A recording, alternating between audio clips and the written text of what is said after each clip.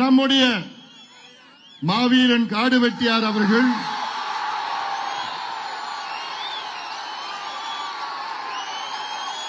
அவர் வாழ்ந்த மண் இந்த மண். இந்த மண்ணிலே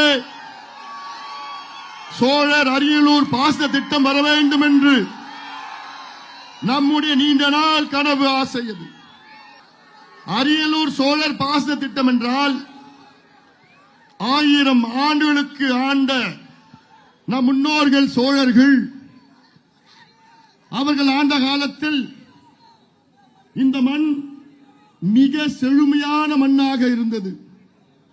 முப்போகம் விளைந்தது. மக்கள் எல்லாம் மகிழ்ச்சியாக இருந்தார்கள். அதன் பின் வந்தவர்கள் எல்லாம் 1000 ஆண்டுகளாக இந்த தொகுதியில், இந்த பகுதி, இந்த மண்ணில் இருக்கின்ற செழுமை எல்லாம் மறைந்து இன்று ஒரு பாலைவனமாக இருக்கின்ற இந்த மாவட்டம், இந்த பகுதி, இதையெல்லாம் நிச்சயமாக எடப்பாடி பழனிசாமி அவர்கள் முதலமைச்சராக வந்த பிறகு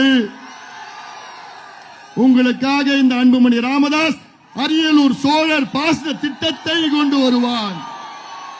இது என்னுடைய உறுதி. இது என்னுடைய உறுதியும் கூட. அந்த காலத்தில் அருகில் உள்ள கொள்ளிடமாற்றில் இருந்து தண்ணீரை கொண்டு சென்று இந்த பகுதியெல்லாம் செழுமையாக்கிய சோழர்கள் மீண்டும் அது வர வேண்டும் என்றால் இந்த தொகுதியிலே தாமரை ராஜேந்திரன் அவர்களும், ஜெயகுண்டத்திலே நம்முடைய வைத்தியலிங்கம் அவர்களும், குன்னன் தொகுதியிலே சரண்யா அன்பழகன் அவர்களும்,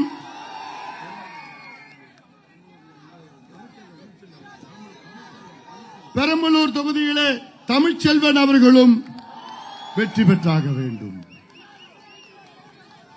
சோழர்கள் இந்த மாவட்டத்திலே எத்தனையோ ஏரிகளை, தமிழ்நாட்டிலே மிகப்பெரிய ஏரிகளை வெட்டினார்கள். நான் தமிழ்நாட்டில் உள்ள 38 மாவட்டத்துக்கு நான் போயிருக்கிறேன். அந்தந்த மாவட்டத்தில் ஏரிகளில் நான் பார்த்திருக்கிறேன். ஆனால் ஒரே மாவட்டத்தில் இவ்வளோ பெரிய ஏரிகளை நான் எந்த மாவட்டத்திலும் நான் பார்க்கல. தமிழ்நாட்டில் கரிவெட்டி ஏரி 1200 ஏக்கர், சுத்தமல்லி ஏரி 950 ஏக்கர், சேரன்மாதேவி ஏரி 1300 ஏக்கர், சோழகங்கம் ஏரி, பொன்னேரி, அது ஒரு காலத்தில் 27 கிலோமீட்டர் நீட்டு, 5 கிலோமீட்டர் அகலம். பொன்னியின் செல்வம் அந்த சினிமாவே எடுத்தாங்க, அதை வச்சுதான். ஆனால் இன்று எல்லாம் தூர்ந்து விட்டது. மீண்டும் அந்த ஏரிகள் எல்லாம் நாம் தண்ணீர் கொண்டு செல்வோம். அரியலூர் மாவட்டம் வடக்கிலே மணிமுத்தார், வெள்ளார், தெற்கே கொள்ளிடம், 2 ஆறுகளுக்கு நடுவில் இருக்கின்ற இந்த மாவட்டத்தை மீண்டும் செழுமையாக்குவோம், பசுமையாக்குவோம். இந்த மாவட்டத்தில் உள்ள 1 லட்சம் இளைஞர்கள் வேலை இல்லாமல், வாழ்வாதாரம் இல்லாமல் கோயம்புத்தூர், ஈரோடு, பெங்களூர், கேரளா போன்ற ஊர்களுக்கு சென்று பிழைப்பை தேடி சென்றிருக்கின்றார்கள். அத்துணை இளைஞர்களும் இங்கே அவர்களுக்கு 2 ஏக்கர், 3 ஏக்கர், 4 ஏக்கர், 5 ஏக்கர் நிலத்தை வைத்திருக்கின்ற நில முதலாளிகள் அவர்கள். ஆனால் அங்கே சென்று கூலிகளாக வேலை செய்கின்ற அந்த வேதனை எனக்கு இருக்கிறது. கடந்த ஆட்சி காலத்திலே எடப்பாடி பழனிசாமி அவர்கள் இந்த சமூகத்திற்கு 10.5 விழுக்காடு இடஒதுக்கீட்டை வழங்கினார். ஆனால் இந்த துரோகி திமுக ஆட்சி, இந்த சமுதாயத்தின் துரோகி திமுக ஆட்சி, ஸ்டாலின் அவருடைய ஆட்சி இந்த 10.5 விழுக்காட்டை கெடுத்தார், துரோகம் செய்தார். கொடுத்தது எடப்பாடி பழனிசாமி அவர்கள், கெடுத்தது மு.க. ஸ்டாலின் அவர்கள். இதை நீங்கள் ஒருபொழுதும் மறக்கக்கூடாது, மன்னிக்க கூடாது. இது சமுதாயத்துக்கு செய்த மிகப்பெரிய துரோகமாக நான் பார்க்கின்றேன்.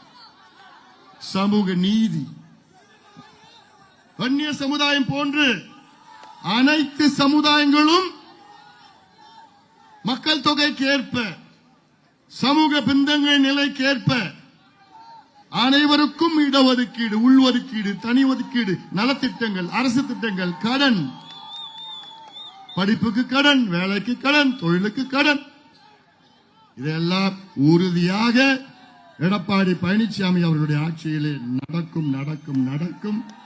இந்த துரோகி திமுக ஆட்சி அகற்றுங்கள் அகற்றுங்கள் அகற்றுங்கள். இந்த பகுதியில் சுண்ணாம்புக்கள் அதிக அளவில் இருக்கிறது. இதை எடுத்து சென்று வேகமாக வாகனத்திலே எடுத்து சென்றுகின்ற பொழுது எத்தனையோ விபத்துக்கள். இதெல்லாம் மாற்றத்தை கொண்டு வருவார் தாமரை ராஜேந்திரன் அவர்கள். இந்த பிரச்சனைகளுக்கு எல்லாம் அவர் தீர்வை கொண்டு வருவார், ஒரு மாற்றத்தை கொண்டு வருவார். அதற்கு நீங்கள் எல்லோரும் இரட்டை இலையில் வாக்களித்து அவரை வெற்றி பெற செய்யுங்கள்.